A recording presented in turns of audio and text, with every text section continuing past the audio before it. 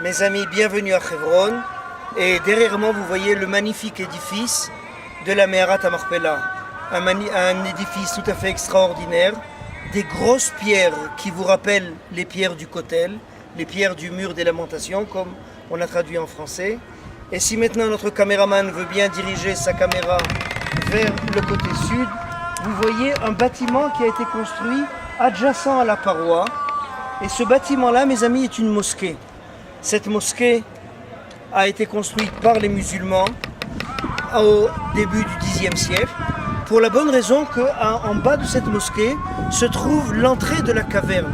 Vous vous rappelez qu'en hébreu, Mehara veut dire caverne, et que là aujourd'hui, ce bâtiment-là ressemble à tout ce que vous voulez, sauf à une caverne. Et donc, à un certain moment de leur existence, les musulmans ont décidé que cette caverne-là avait beaucoup trop d'attrait en elle-même, puisqu'elle nous menait au tombeau d'Abraham.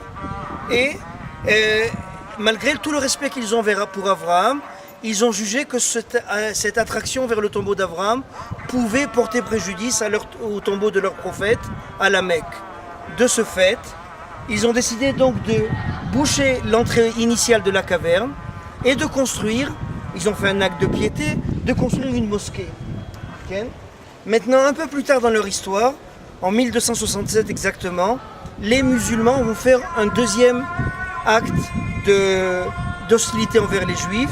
Et si notre caméraman veut bien nous montrer, là où se trouve la dame qui est en train de prier, la chaise blanche, se trouvaient des marches. Et ça va être l'endroit où les juifs pourront s'approcher de la caverne d'Abraham. La 7e marche. Un juif qui franchissait la 8e marche était passable de peine de mort. Merci beaucoup.